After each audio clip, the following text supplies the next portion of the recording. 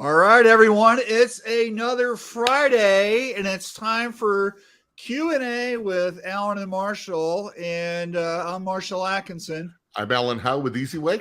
And Alan, we have somebody here's with us. Who is it? I don't know. He has very long hair, and he has an accent. He talks funny. We are so excited for this show, Marshall. I have talked to other manufacturers and stuff. We're really looking forward to this. So you have seen him by name of Hurley Moulds asking questions, but this is Chris Moulds from AshCo Design.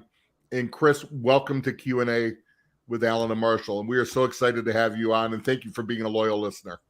Thank you very much for having me. This is unbelievable. Glad to be here. I think he's our first guest that was actually a viewer that we brought in front of the curtain. I think it's a landmark event here.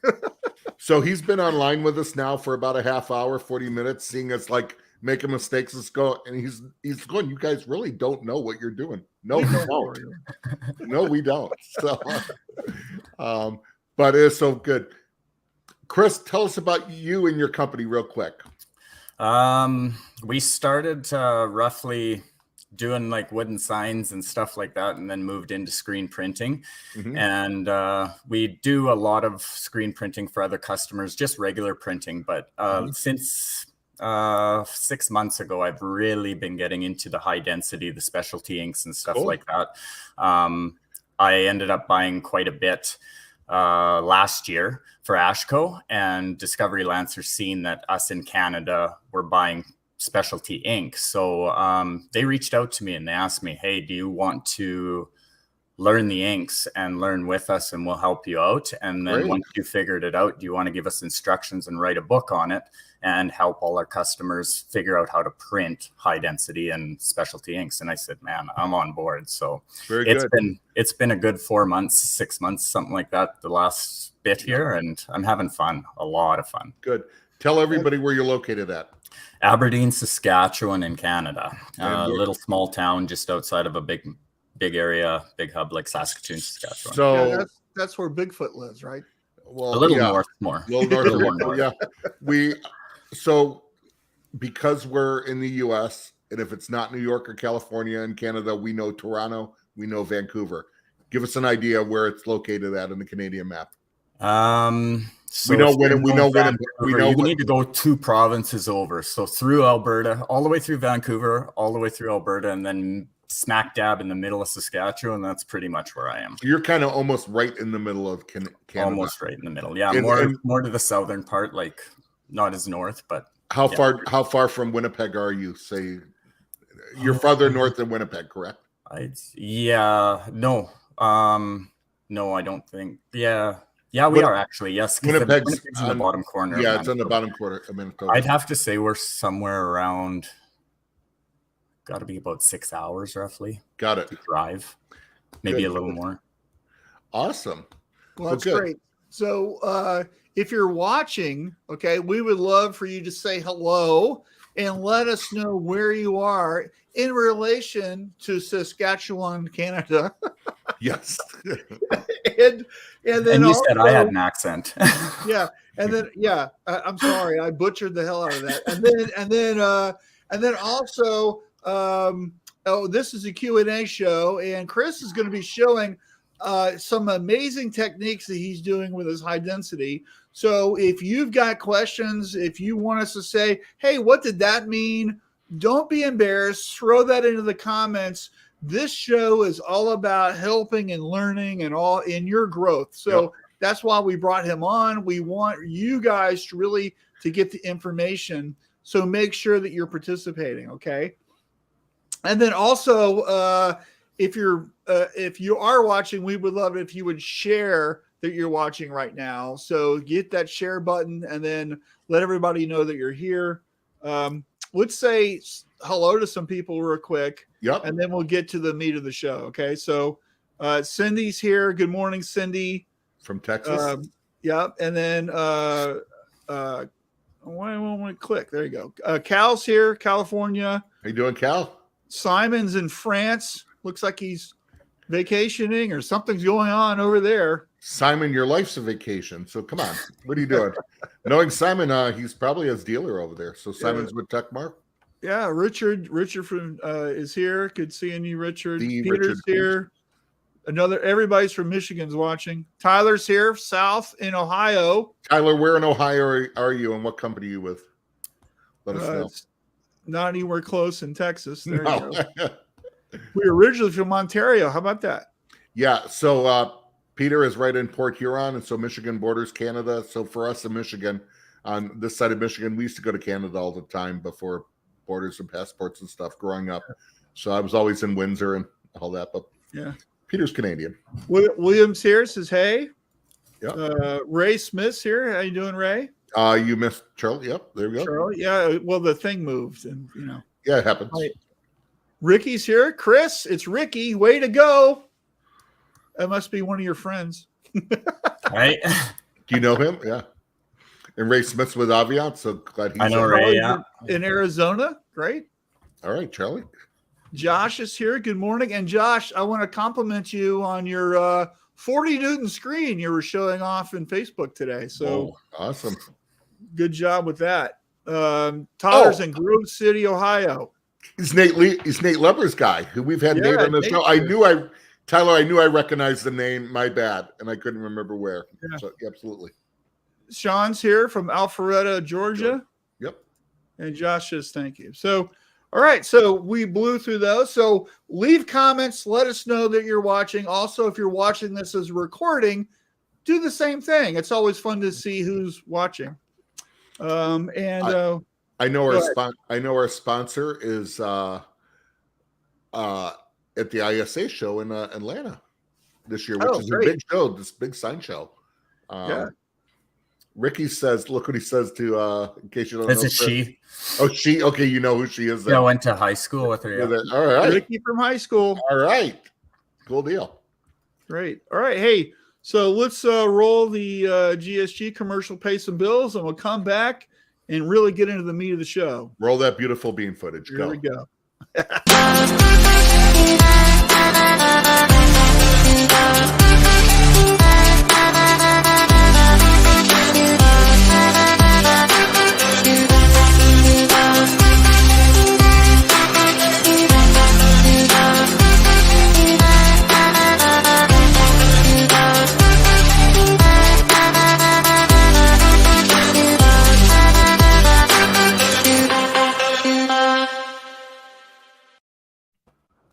Awesome.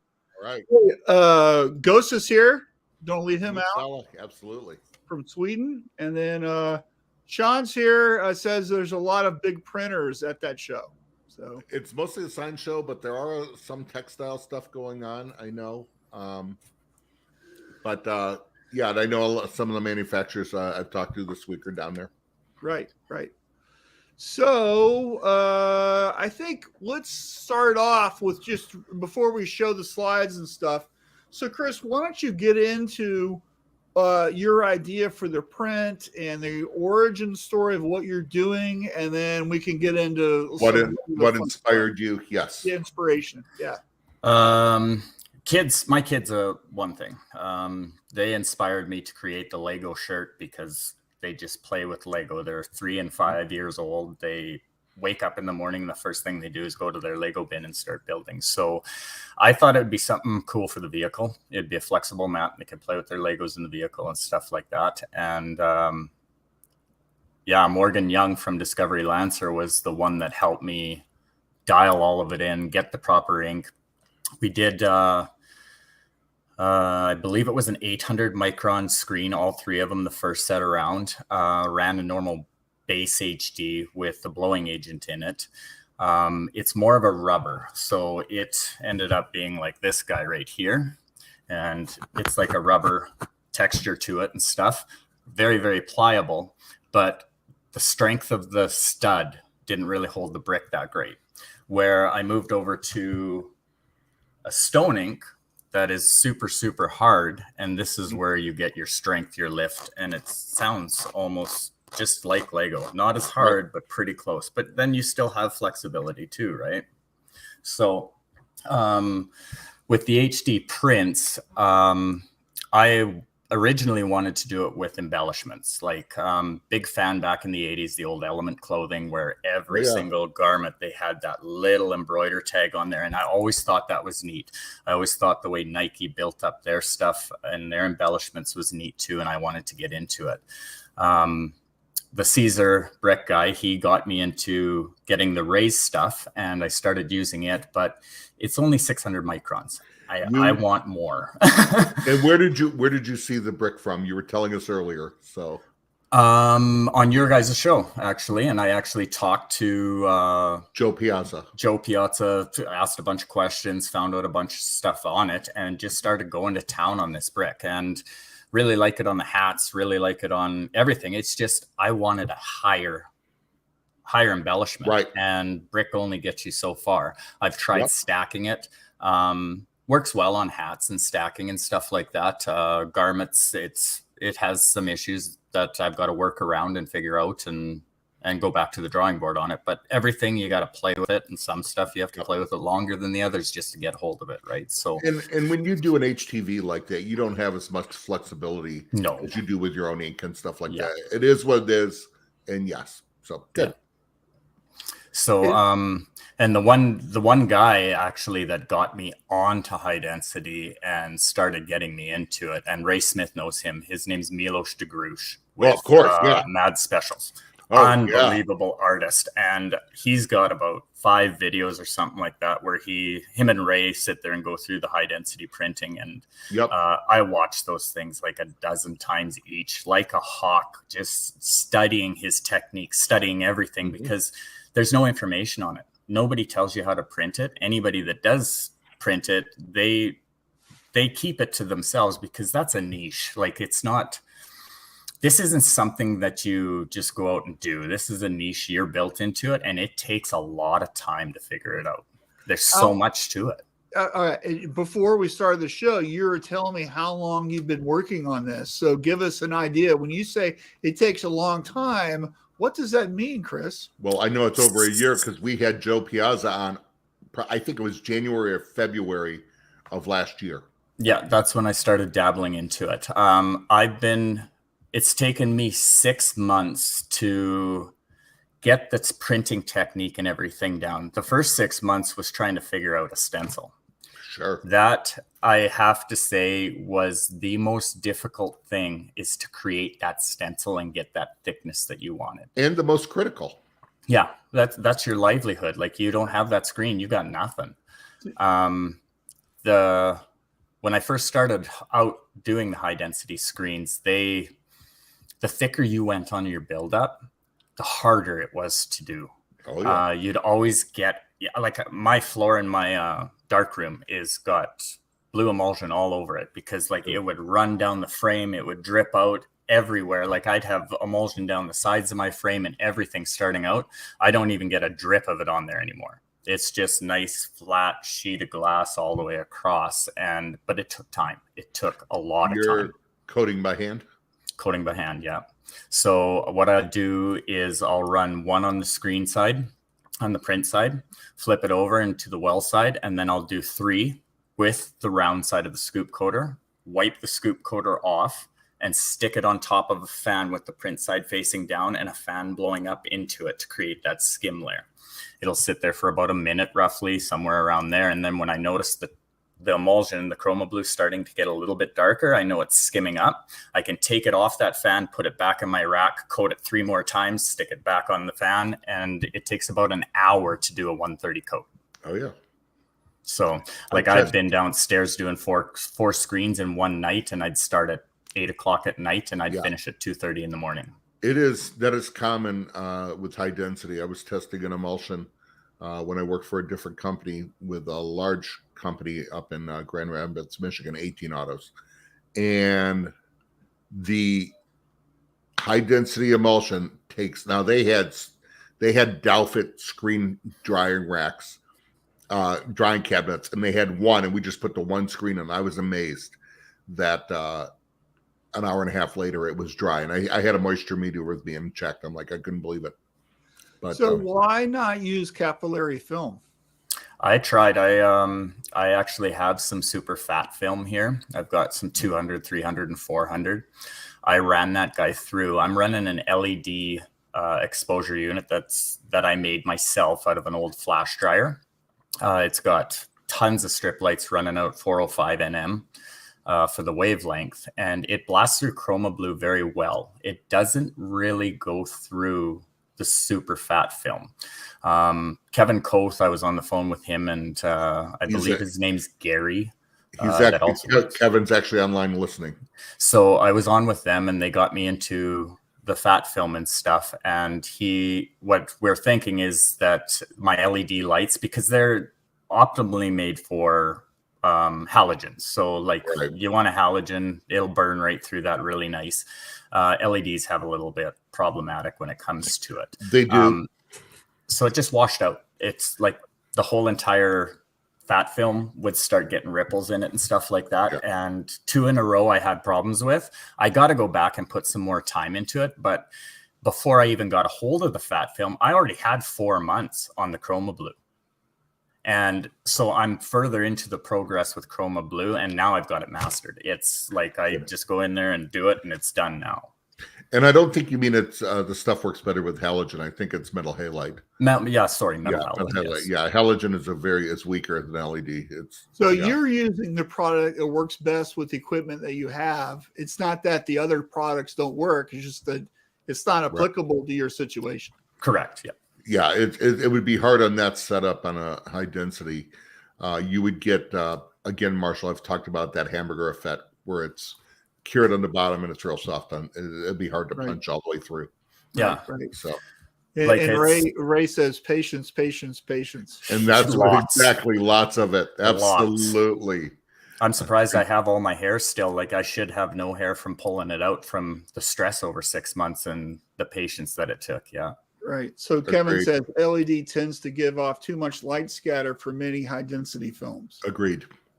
So let's show your slides real quick and we can walk through those. Okay.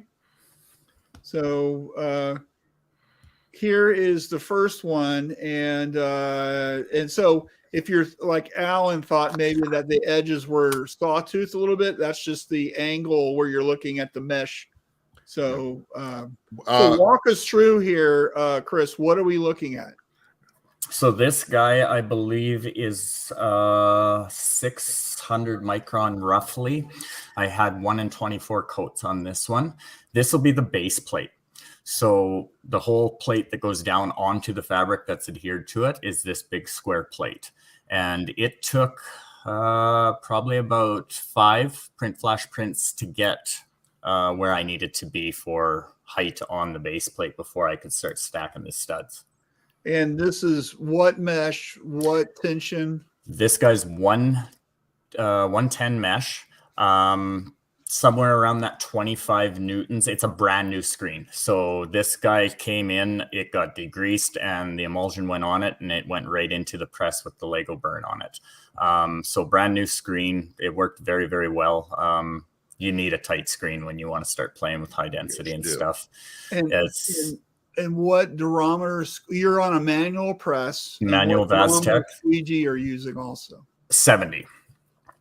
So a nice soft squeegee just to place your ink down. I guess you could probably use a 60 because it is the ink flow that you want through there. Like you're building up, so you're putting a mess of ink down. But I found 70 works very well on all 3 screens. If this was done automatic, I'd probably, and maybe even manual, maybe a 65, 90, 65, which will give you that softness that you need, but also then the rigidity to get a good clear. I do have some 65, 90, 60s. Yeah. I just usually basically use those guys for white ink. Yep. You may want to try that. I'd love to see it. And again, that's all testing. It's all testing. So, yeah. Right. Now, here are the Lego dots, which is these are the posts that come up out of the Lego, right? Here's your screen for that. And so what are we looking at? So these guys are running on a 110 as well, roughly about 600 microns as well, 124 coat.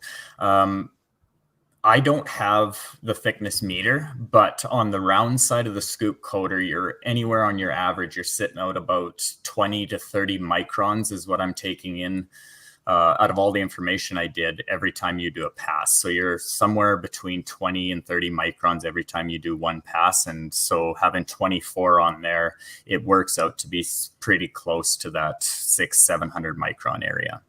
And this is all ballpark figures, right? So yeah. But the studs, like I had to measure everything right to the key, like right to the hairline key. My 1.1 version was 0.00136 microns off going up and down. So by the time you got more than a 2-brick Lego put on there, it was starting to move the dot away and it wouldn't go down. It was a hairline I had to adjust on my computer when I was doing the graphic up. It was a hairline. I moved it down and it fit perfect. But just that one little thing out, it was done. So Chris, just because we had a whole discussion before the show started, I want everybody to understand that you've been working on this for months, trying and iterating and adjusting every single time to get the final results that you were pleased with. How many variations did you go through to get to where you are now? Because we're going to start showing some, we'll show the next slide is, the word, right? But to get to the final print, how many variations or iterations did you work on? 3 on press. I think by the time I caught it, I printed one transparency off and I caught something and I had to go back and adjust it, or it would have probably been 4 times on press. I would have had to redo it again. I just noticed a mistake when I pulled my film out and I stuck it up against my window to look at it through the sun in the background. And I noticed some things that there were a couple dots off and I had to go back to the drawing board, but that last print, it bang on the money. Right. Now this is the word Lego that prints on top of the Lego post. Right on the stud. Yeah. This is a little thinner. So this guy's running on a 110 or no, actually this guy's running on a 200. Good. I moved this guy up to a 200. He is a 1-in-9 coat. So I'm 250, 300 maybe for microns. Seeing 200 lets way less emulsion go through on the round side. I'm going to say it's lower than 250, but it was just enough that I could do 2 passes on this. So print flash print with the Lego on the top gave me the thick enough, just like Lego was. Like it's not very thick to put the words on the top. So right. I would love to get a thickness gauge on those and see exactly what they are. Kevin, next time you're up in Aberdeen, why don't you handle that? So, Yeah. Bring that $1,000 tool here so I can check it out. And here's the print. Now, just for if you're watching, what Chris printed was the green part. The other colors and stuff are the actual Lego bricks. Yep. And Chris will snap right in there, correct? Yeah. Perfect. Now, I know I heard from Samir over in Turkey, he was the first one I saw doing high stacks of HD. He told me that the higher he would stack, that he would actually a lot of times start moving. He would do different screens for each layer sometimes and have to start because of the height, moving it in, the artwork in a hair at a time. Because you start getting it too heavy, it starts doing the leaning tower Pisa thing. Yeah. So have you found that at all, or are you not going that high? I'm going high. By the end of this stencil, I think I had 6 Canadian nickels stacked up, and that was my off contact from my palette. Loonies or toonies? Nickels, 5 cents. Oh, okay. So normally I use explain what loonies and toonies are now. one nickel on each corner is my off contact, usually for just normal standard prints. So to have 6 of them at the end of the whole entire thing, it was stacked. It was pretty stacked.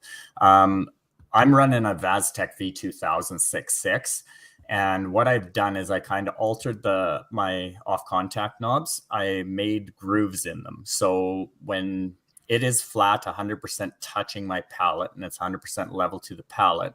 I drew some lines on there, so I know how much I have to turn that off contact. So both knobs end up getting turned the exact same amount. So I kind of put like a dial on there pretty much with notches. Good. And then every time I need to lift my off contact, each knob gets turned up the exact same amount. And I've noticed that it hasn't tipped too much. So where the red knob for doing your tilt, if that ends up getting moved whatsoever, or you're not 100% flat when you start the stacking process, you will get that. And I got that on my lenticular design, and I had to sit there and shift stuff. Like I'd get a bad print every once in a while, throw it off, adjust, and then it would go again. And then, but with this Lego one, I had it dialed in this last time so well that I just kept going straight up with it, and it worked perfect. Good.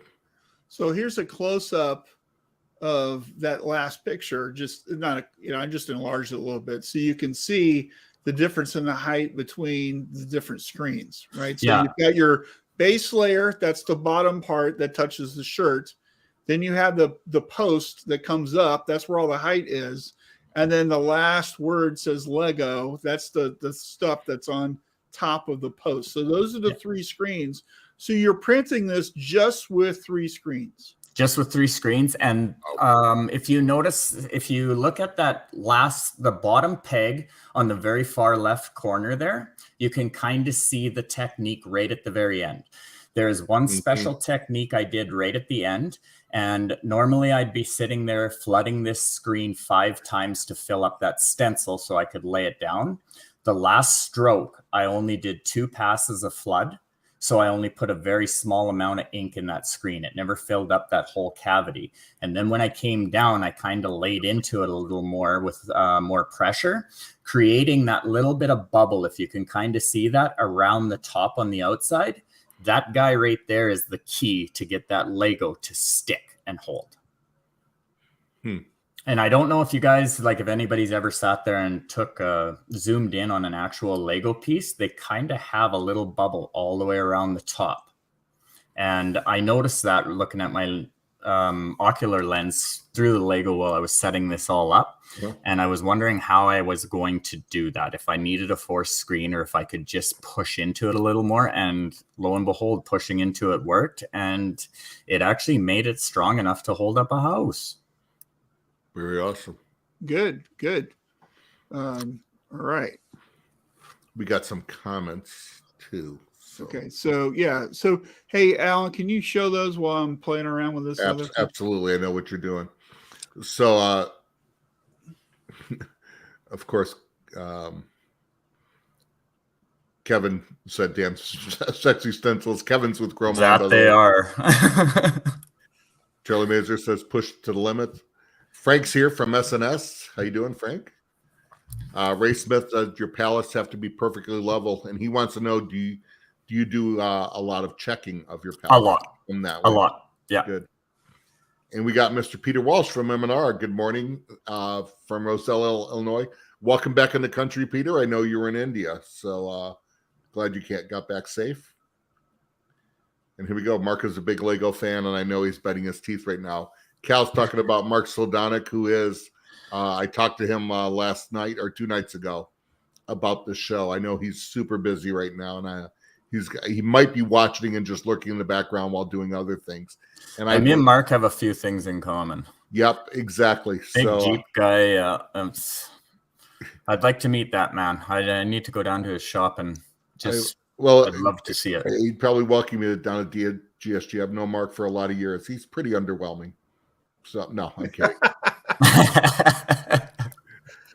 Don, digging a hole, Alan. Yeah, no, we're friends. We could say stuff like that. Don's here. Good morning, Don. And so if you're wondering if this is going to show up, right? If it's going to hold up.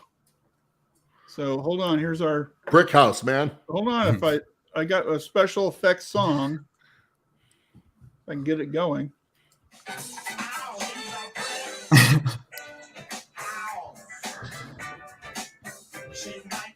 There you go. All right, there we go. So the brick house, Chris, did you build this or did you have your kids do it? Me and the boys sat at the table and we built it all up and fun. Stuck it to the shirt, and then we lifted it up and crossed our fingers that it would hold. And here's the amazing payoff photo. Whoop, wrong one. There it it's is. Heavy. You can see how heavy it is. Yeah, just look by at how it. much it's tilting. Yep. That's hanging up vertically, so all the bricks stick. Yep. That's amazing. That's the last slide. So Chris, how often do you check your screens and your palettes, the level on them? Every high density job that I do, I check my palettes and make sure the screens are 100% level. When I come off of a high density job and I have to go to a normal standard ink job, just normal printing for just normal customers and stuff like that, it's straight as it is to begin with, so I don't even need to adjust it. I never end up having an issue going from a high density job down to back to the normal job. Absolutely. But because there's so many different things that can go wrong in a high density print, I cross off and do the checklist before every single one of them. I have to, because then I know if I have a mistake, I can go back to my list and I can see where it could have possibly happened. And if I missed a checkpoint, then that's most likely the issue that I had. I didn't do my due diligence to make sure that was 100%. Right. And that's what mucked me up, right? But you never learn unless you make mistakes either. So he's got his checklist, Marshall. That's right. The checklist. Got to have it. Never. So Richard says, with all due respect to the great Ray Smith, the platens need to be parallel to the stencil and not level. So just to make sure we're using all the correct terms. Yep. And Ray says you'll need to write a warning to not wash the garment with the Legos attached. Exactly. Well, it depends how expensive your washing machine is, I guess. How much your kids love their Legos or not. My kids already throw Lego through the washing machine, so I think it would stand up. Yeah, that's great. So, all right. So you've got this fantastic print. What are you going to do with this technology now that you know how to do it? That's why go to this effort. And I know you want to make your kids happy, but we're all in business here, right? So what are you going to be doing with this? Sky's the limit, actually. This one in particular for Lego, I'm going to probably send off an actual panel, like just this little square thing like this, once it's like a good one that this is 2.1, and then there's the 2.22, which I called it sitting in 2022. You may as well, right? So the last one, I'm going to actually be printing that tonight. And I'll print a couple swatches off for myself as a sample for my book, and then, or my portfolio, I should say. And then I'm going to mail one down to Denmark and throw a pitch at them and say, hey, you guys, do you ever think about doing a flexible Lego sheet? Because I have, and it's just something I wanted to do. And not to mention, I really wanted to see if I could do it. That was the main thing, to see if I could actually pull it off. And I did. The Lego travel base. Man, that would be great. Now this brought you into a world of not just HD, but you have been doing other specialty. You mentioned just briefly lenticular. Yes. Man, and that is a print process. I remember the first time I saw that, I think it was a Joe Clark print, and just blew my mind. It's difficult. It's it's all in the artwork. Where you need your screen to create something. If you don't have that good screen, you're not printing something great. When it comes to lenticular design, you don't have that artwork dialed in. It doesn't matter if your screen's 100% perfect or not. You're not going to get it. Tell everybody that might not be familiar with lenticular what that really is. This will be multiple images into one. So on this side, it'll be one logo, and then you switch it over to this side. And it'll be a different logo. You can't really see because of the lighting, but so what are you doing? The sun's starting to come out here, and it's kind of washing my whole entire screen out. So lenticular, like you said, is you will look at an image, but as you move to the angle inside, you will see a completely different image. Yeah, 2 to 3 images in one. Yep. So you'd probably, lenticular design will be like back in the day, the old hockey cards that were holographic, where the player moved Right. when you sat there and switched it around. Same thing. It's just a different process where you, on the holographic cards, they'll sit there and they'll print the ink and the image underneath, and then they'll stick the plastic lenticular layer on the top, the laminate. Where we do it reverse in screen printing, you sit there and you create your base with the lines, and then you print on top of them.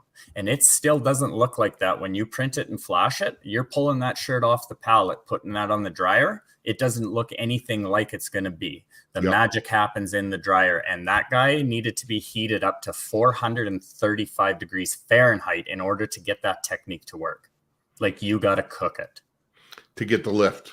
No, to get the high density clear lines to dome and curl down. You want it to melt and dome over, because it comes out flat and rigid like a rectangle. And then once you get it rounded by heating it up enough, gets your ink that's laying on top to fall down on the side and create the image from the one side to the next side. So you're almost bringing the top layer almost to a remelt. Yeah. Which exactly. I forget, Ray, what is Ray Smith's online? What is the remelt of HD? That's going to be up there around the 420 degrees, I would think. Yeah, I tried it at 415 and I got it to work on the outer edges. It curved, but in the very center, it wasn't. It was still staying rectangle. So I bumped it up and stopped at 666 on my dryer. It was 666 degrees. And I said, okay, I'm going to cook the crap out of you and see what happens. And I sent it through and it was perfect. It came out 100% perfect. That's called Satan level. Yeah, right. I was mad. I was frustrated at it. And I was like, here, we're going to Satan Town. Let's go. This better work.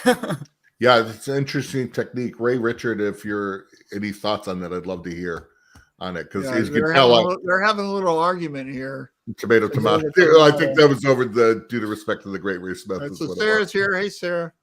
Hi, Sarah. Charlie loves what you're doing, by the way. And then Charles is here. Hey, Charles. From New Mexico. Yep. Glad you made it. Yeah. Wow. Yeah. So I think, what's really great about what you're doing is, as you guys know, I'm a big fan of Seth Godin, and he has a thing that he calls desirable difficulty, which is you're setting up things that you know that you can't do, that you're okay to fail at. And that's how you're going to learn and push yourself further. So if you're a long distance runner, right, maybe you do have a 5K and then a 10K, and then you do a marathon. Those are all examples of desirable difficulty. And then you get to the point where, my business partner, Tom, is where he does 100-mile runs. Just ridiculous, right? But it all starts from doing the smaller things and then building up and failing and learning what you need to do the next step. Right. And so for you, Chris, you did, 3 tries to get it right. That's all desirable difficulty. You just keep pushing it, keep pushing it.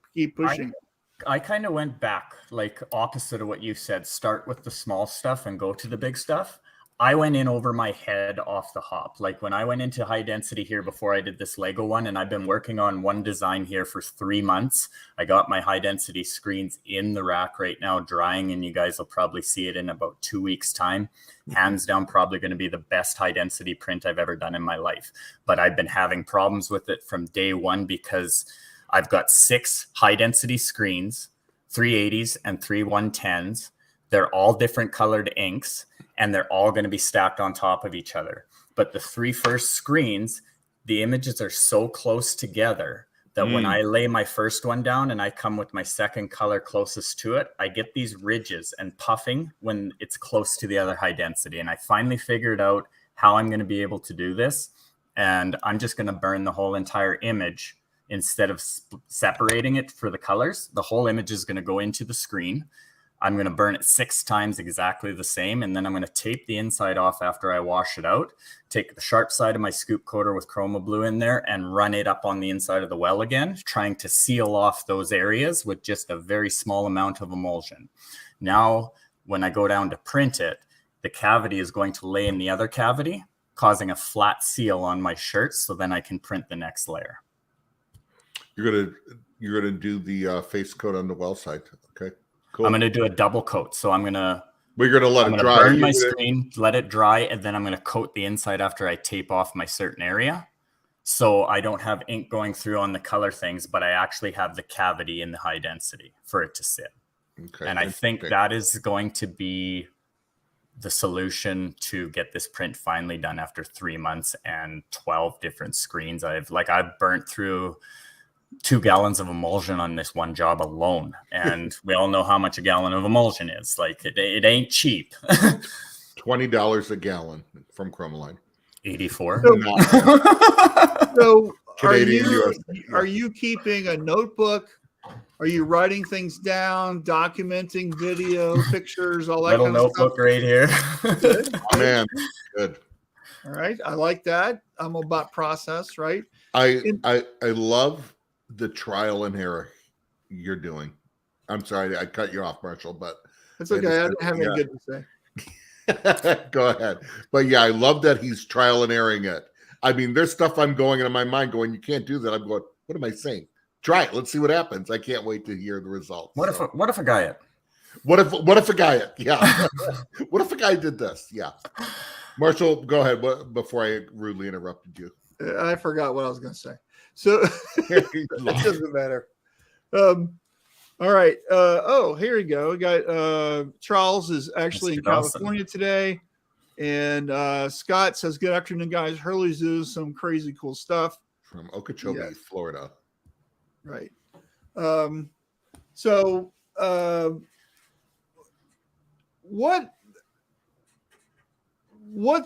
you tried doing any other crazy things besides high density and lenticular? Have you other types of ink or other types of techniques? Silicone. I'm trying to get into silicone. I've had a chat with Dan Solomon.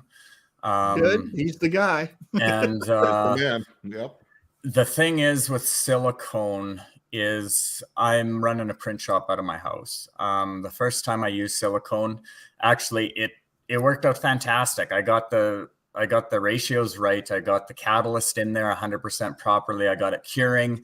I got it to stack, everything. The second attempt I went to it, the catalyst ratio wasn't right. It did not cure no matter how many times I sent it through the dryer.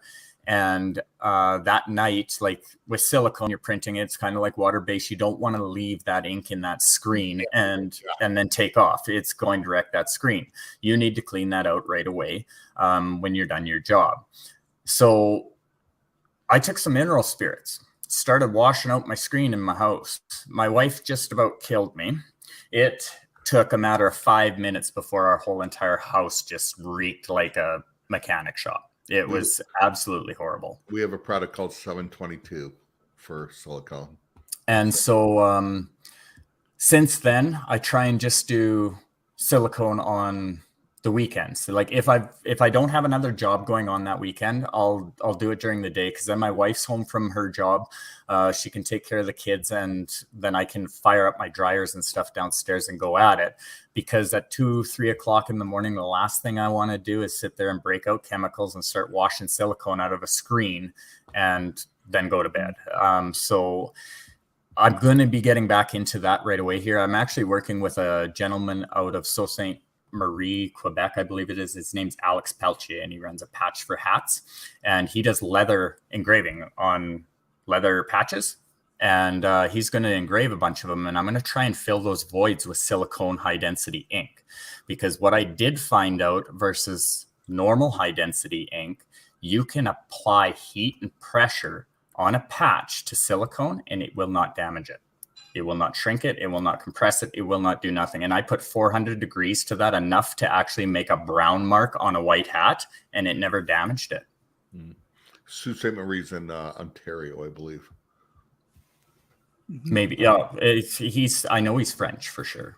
Okay, yeah, because I know because there's Sault Ste. Marie, Michigan, and Ontario. They're right across the river from each other. Maybe it's something different. Then I can't. There could be in Canada more than one. In Quebec. Yeah. Right. Hey, by the way, Ray's here. Greetings, Screenlings. Hey, Ray. So, all right. So, what's the biggest thing that you've learned? Like, so somebody, maybe they're watching right now and they want to get inspired and try this. What's the big lesson that you learned that maybe they could avoid or they could apply, or just what's the one thing that you really want everybody to know? If you're going to dive into high density, patience. Exactly what Ray Smith said. Patience, patience, patience. You can't rush this stuff, especially coating screens. And then just try stuff. Don't be scared. Don't be afraid to try anything. A real cool effect that I learned from Milos was you get a screen that's lost its tension, is nice and loose and stuff like that. Don't cut that guy up. You can create a technique with that certain screen that you can't create with a tight screen. And like if you were to sit there and flood with high density clear, for example, and don't shear it off, don't do your pull stroke and shear it off, just flood it. And then you lift the screen up, all your ink will go like this and pucker up and create waves and lifts and stuff. And then you can like add a technique even on top of that, like pressing foil lightly on the top of that to get silver tips on the top and make waves or white caps or something along those lines into a water scene.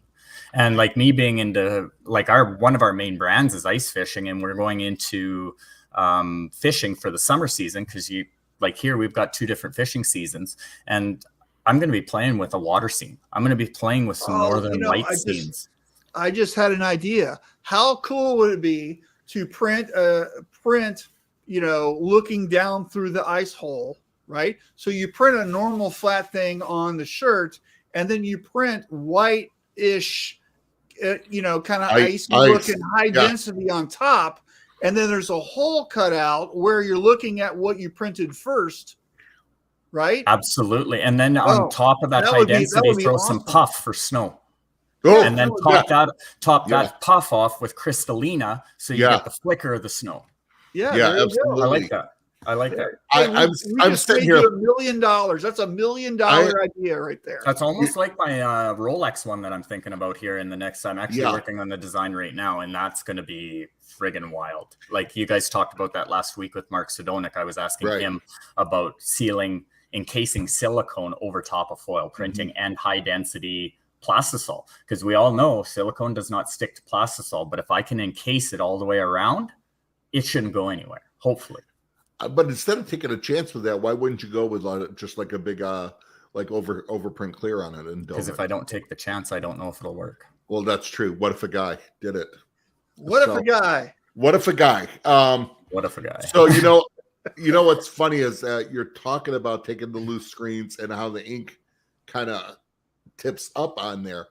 I actually have a picture that I do in the seminar. I've done 5 fundamentals where it shows that what happens when you have a loose screen or low EOM of how the ink goes, and that's how you get lines where it's feathering on the edges and stuff. But I'm sort of thinking, going, no, wait, that's fundamentally incorrect. But only Milos could go, no, keep that and use that, and then put color on top of that. I'm like, oh my gosh, texture. He just blew my whole seminar. Yeah, great. I love just these kind of discussions because what if a guy? I'm going to be saying that for the rest of my life now. I've never heard that phrase before. Chris, tell the story of what if a guy, because you told it to us before. My wife calls me king. What if a guy? It's like I'm always, what if a guy did this? What if a guy did that? And like it even comes down to the point I'll ask her what she wants for supper, and she'll tell me what she wants, and she goes, "But please don't what if a guy it." Okay, love. I will not what if a guy supper tonight. Yeah, that's awesome. So what if a guy? Yeah. So Ray says, while their printable silicones do not stick to plastisol, many of the automotive RTV silicones will stick to plastisol, and some are printable with the right screen. That head gasket material stuff that they screen print onto head gaskets, I bet you that stuff would work. That stuff's sticky. Like even after it dries and it cures, it's still kind of sticky. Yep, absolutely. I used to work with that way back. I was a mechanic for 15 years before I got into graphic design and stuff. Have you seen gaskets printed with before? Yes, I have. Yeah. Yeah, it's kind of interesting. So not as a nice of screen that we use, like the old wooden thing and warped as all crap. I think the mesh, like I don't look like a screen door almost. I think they've done better now. They might. Yeah, this was a while ago. Like Dana Corporation prints gaskets down in Tennessee. I've been out of mechanics since 2008, 2006, something like that. 6 is where I hurt myself and had to retrain. So yeah, cool. So Ray says it's all about the tack rate and the fillers in it. Makes sense. That makes sense. Now, what have you done marketing? How have you taken all this thing, the specialty stuff you're doing? Have you brought it to market? Is it starting to set yourself apart? I've got a lot of people asking me if I've brought it to market yet. I haven't technically brought it to market yet because there's a couple more bugs I want to work out. Like, for example, my huge stack right here. This is the first big, massive stack I did on a high density. And I did these for my kids. Lot of feedback when I did that one about have fun getting that through the wash. Oh, that's never going to last through the wash. Right. Never, ever, ever. I've washed my hoodie a dozen times and it's still tickety-boo. But I've noticed that hold on, it's still what? Tickety-boo. I'm writing that down. We're using that at What If a Guy? Tickety-boo. Hey, me and my Saskatchewan lingo, you guys are just I love it. That is all tickety-boo. So I like it. So. That's one of my kids' sayings. That's great. So it hasn't. I've noticed that there is the base aqua on the very bottom is starting to get a little bit of a crack going on to it. So I'm thinking maybe about another dwell time of about 20 seconds on that print, and I probably would have nailed it. But 12 washes and it starts doing that. That's pretty good too. And none of the whites come off the top. So yeah, I think there's a difference between washing off and then abrasion resistance, which is harder. I would imagine harder just on a stacked product like that. So yeah. I beat the crap out of it too. Like I don't fold it inside out. I run it through my washing machine with hot water. Yeah. I run it through my dryer on the hottest setting possible, and I do that 3 times. Like I make sure it's bone dry. I abuse the crap out of it, and it's still not dealing. Like if I hung dry that thing, I'd never have a problem with it. Yeah, but who wants to do that? Especially it's a waste of my time. Especially in the wintertime. It's now frozen. Yeah. Yeah. So marketing, you said just now, has this brought, like by just showing people this, when you have clients, like I know your big niche market is the ice fishing crowd, which is got to be huge up there. And I imagine a market all over the place there is, because some of those ice fishing tournaments are massive. We do have them in Michigan too. Not as many in Florida. But we don't have any in Arizona. There's very few ice fishing tournaments. No, get the dinghy and get out there. Yeah, exactly. Is it something that now has made you up as a printer going, I'm not fearful to do anything? Has that helped you at all? And is that absolutely? I'm not scared to do anything. Yeah. Like if somebody asks me, I'll try it. If I've never done it before, I'll give it a go, and then I'll print on anything. Like I won't just print on a t-shirt. I'll make a board or a jig or something that I can print on anything possible if I can print on it. Right. Because at the end of the day, I'm a printer. Yeah, exactly. It's not just clothing. And you're not a nonprofit either. You're doing this as a business. Yes. Yeah. So it's like when Legos aren't my wife. Yeah, when my wife was done with mat leave, I used to work at poly bags that hold grain. I used to be the graphic designer there and print on those poly bags. I did all the stencils with the laser, and it was a cylindrical drum, 4 colors, and it was the big steel drums, and you just put the bag on and it would go through and you could print up to 4 colors. Yeah. That got me into the mixing thing, or the ink mixing, color matching, everything with the Pantone.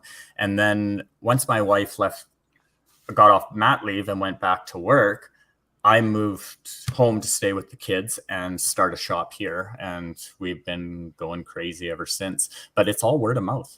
I haven't really done anything marketing wise or anything like that.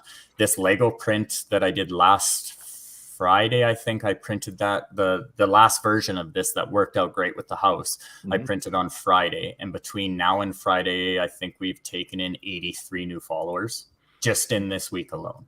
So it's working. It's working for us well enough that I don't really have to go and sink any money into the marketing. It's word of mouth works great. You need to send one of the shirts and enter it into Printing United, like Golden Image Awards. And I think they're. I don't think the deadline's over yet. Yeah, I think you'll have to send me a link to that. Yeah, that and Impressions also has. I'd love to do that. I'll print an extra one off to this weekend. I've judged in both of them, and it's pretty cool. Excellent. Yeah, my next lenticular is going to be fun. I'm going to try a 3-image, and then I'm going to try and do animation and see if I can get the animation going. Wow, that's going to be very, very difficult. That would be interesting. The only way they ever do animation with lenticular is they've got that piece on the top, and you have to move it in order to get it to run. But it's going to be a ball game, a different one for me for sure. I saw it Golden Image. I think it was 2019. Jack Stansel from over in, where's he at? I want to say Germany, but I don't think he's from Germany. And he's in the academy with Marshall and I. But he did a poster print, and it looked blank. Just like a blank sheet there until you start walking by it and the image comes up. It was incredible. Oh, no way. It was incredible. And right on paper? I can't remember what the substrate was, but yeah. Richard, were you there? You were there. You saw it. I don't know if Richard Greaves remembers or Ray Greenwood remembers. It was incredible.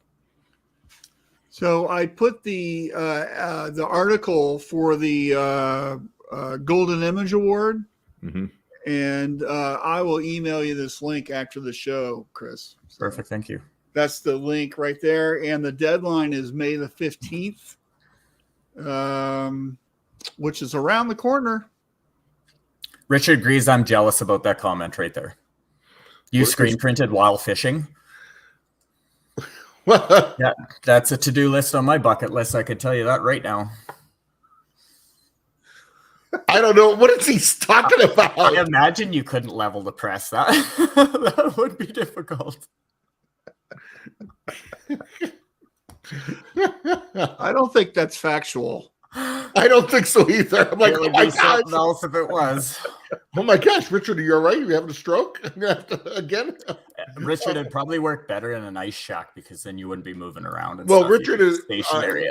Richard was when I actually lived right on the river on there. He'd been to my house before, but yeah. And I am going to the Philippines in 2 weeks. Yeah. The ink would just get a little cold. It'd be hard to push. It would get cold. Yeah, exactly.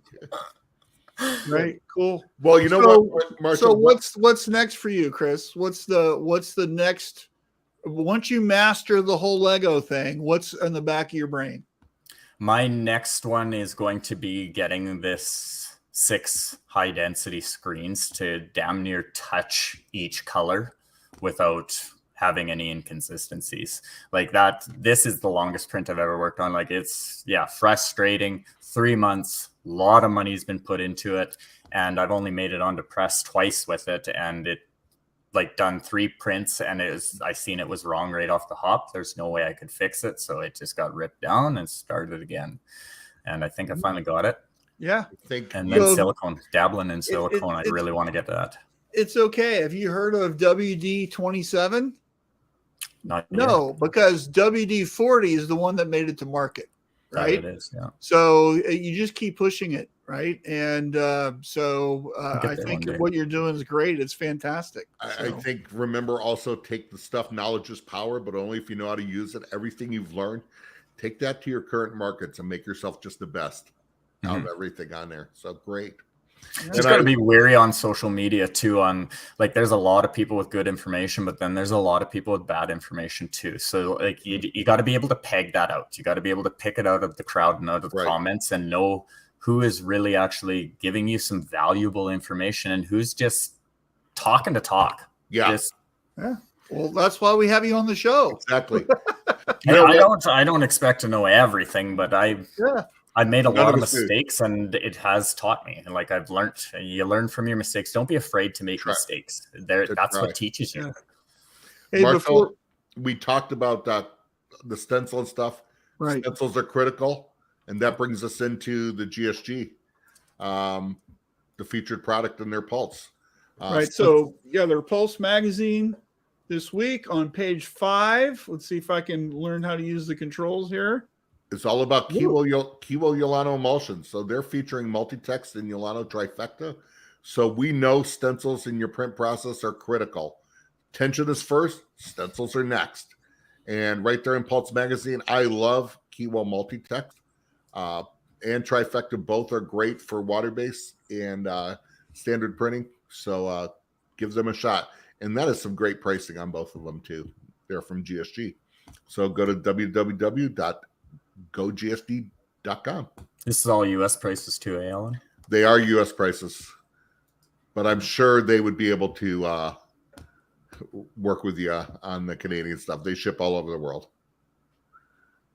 Oh, Mark finally showed up. He did. I told you he's been busy. Mark? Look at that. So,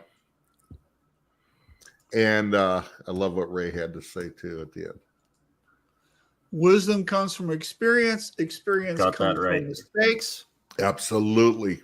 And Richard, what is the quote that you're always saying, which is experience is what you get when you don't get what you want, right? Or something like that, right? Oscar Wilde, I think, said that. I'm not sure. So Richard's always saying something like that. And maybe I goofed it up, but I think Oscar Wilde got it from Richard, though, probably. So maybe so. Right. Anyways. All right. Well, I think that's it for the show today. So, Chris, are you playing around with this over the weekend? What are you doing? Yeah, I'm gonna go back onto. I ran out of ink. I did 6 prints, and I went through a whole entire quart to get this Lego stacked up the way it was. So I've got another gallon of Kelly Green stone ink on its way. Actually, it should be here in a couple hours on my doorstep, and I'll be going right back into it tonight. Screens are on press. They've been on there for 3 days, just waiting for more ink. So Richard just posted the quote. Yeah, there you go. When you don't get what you want, you get experience. That's great. That's a good quote. So awesome. Chris, if people had questions and wanted to contact you, what's the best way? Hit me up at Hurley Moulds on Facebook. You can also go into AshCo Design or sales@ashcodesign.ca is my email address, and throw me a message there. Messenger on Facebook, Instagram, pretty much on all of them. We just started Twitter, actually. Not very many followers on there. Honestly, I don't even know how to use the platform, really. It's like French, but we're on there. Like French. Yeah. I don't know. So you can just do that, or any which way. We have a subscribe button on our website that you can subscribe to our newsletter and stuff like that, and then you can easily talk to me through ashcodesign.ca. Ghost is inviting you to Sweden. He says even if you're close to his neighbor in Denmark, come on over. He can help you out. I'd love to go down there. Yeah, I need to travel, see the world, and some stuff. So we're gonna have a Q&A, group go over to Sweden and all hang out. Yeah. So, and then play with some specialty inks. Play with some stuff. So all right. Well, I think that's going to do it for the show. Thank you so much to our special guest, Chris, with his awesome print and all of his. I love the fact that you're sharing your knowledge and making the industry better. So thank you for that. Really appreciate it. I also have, you did show the picture of it, but here it is still in real life. There you go. The brick house. There it is. There's the brick house. Still hanging. And you can sit there and shake it. And man, that makes me nervous. I know. I told the kids they can't play with this all week long. and they've got to leave it on Dad's desk the way it is. And then after the podcast, you can put it on, run around with it. And we'll see what you need to do to get that thing to fall off. Well, we need to give that your would kids be a fun video. Look what happened. Yeah, we need to give your kids a thumb up for being the inspiration. I really wish I could record some of this stuff. Last time I was recording was the Canon T3 Rebel and GoPro Series 1 when it first came out. Now the software is so obsolete on it. I can record with the camera, but I can't get the footage off the camera to put it out. I guess I could use an iPhone. I definitely could do that, but GoPro's hate the iPhone. Videos are rough on me right now. Yeah. All right. Kids need too many things nowadays. I can't buy myself these little fancy technology gadgets. I mean, yeah, they want so much stuff. They need things like food and clothes. What's up with that? I don't know. They should look after themselves. Exactly. Be more self-sufficient. All right. Well, hey, we're going to end the broadcast. Chris, don't go anywhere. Thanks for watching, guys. We appreciate you. Thanks for watching, guys. Have a great weekend. Be safe. And Chris, Mark Soldonic said, come to Texas for a visit. Absolutely. We got to go jeeping, bud. Do it. Unlimited. Get into the mud. Unlimited. Yeah, Mark, you missed it. He said he has a Jeep just like you. No, I don't have a Jeep, but I am a Jeep lover. Jeep lover. So there you go. I want one back. I need a Wrangler again. We just actually had to. Yeah, he'll come down to Texas and take. I think, Chris, what do you think, Marshall? What do you think, Chris? You want to come down to Fort Worth? That'd be fun.